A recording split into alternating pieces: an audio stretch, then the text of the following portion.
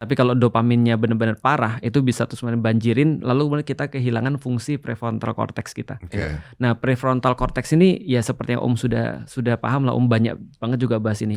Jadi gini, ada bagian otak kita tuh yang ngurus masalah tentang satu, konsekuensi perbuatan. Oke. Yang kedua adalah kemampuan kita untuk nahan sesuatu Oke. dan tidak bersikap impulsif. Impulsif itu adalah bersikap sesukanya. Ya balik lagi lah, nggak tahu konsekuensi, nggak mau nunggu, itu impulsif banget.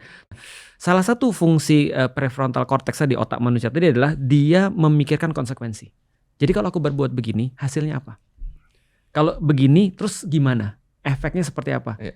Jadi ngelempar batu ke muka orang, itu bisa terjadi kalau benar-benar otak itu sudah dalam kondisi rusak.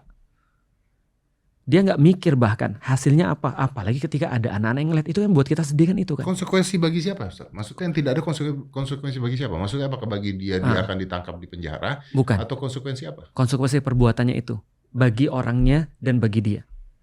Jadi contoh ya, kalau aku pegang pisau, terus kemudian aku pukulin ke kepala orang, itu kan ada konsekuensinya tuh.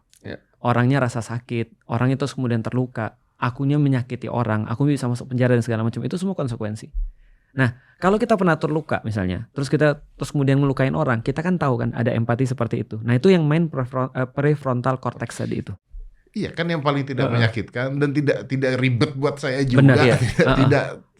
Tidak merepotkan. Tidak merepotkan gitu loh. Lekep udah selesai. Nggak ambil batu terus semua palanya dipukul-pukul. Walaupun saya nonton di film nggak apa-apa ya. Betul.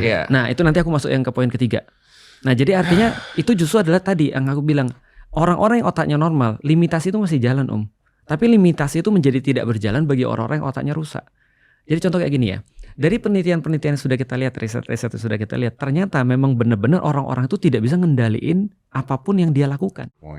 Jadi artinya kondisi otak kita itu menentukan bagaimana limitasi-limitasi yang kita punya di dalam kehidupan kita. Saya jadi paham nih, karena logikanya gini, mungkin buat yang belum ngerti atau saya ngomong apa waktu itu adalah, jadi saya mengatakan, boleh tonton lagi nanti ya. Dan saya mengatakan lu nggak bisa nyalahin orang gendut, semua orang gendut. Benar. Karena ada orang gendut yang mau diet pun nggak bisa. Nggak bisa. Karena dia punya hormon grelin contohnya, dia keluar terus, dan dia akan lapar terus. Jadi bukan salah dia nggak mau diet, nggak bisa. Makanya keluarlah obat-obatan itu untuk nyetop hormon-hormon tertentu. Benar. Artinya kan ada kerusakan, ya benar sih, kerusakan otak. Bukan kerusakan tapi ketidaknormalan otak. Nah, kan, jadi sebenarnya masalah di dalam itu lebih besar daripada itu sebenarnya.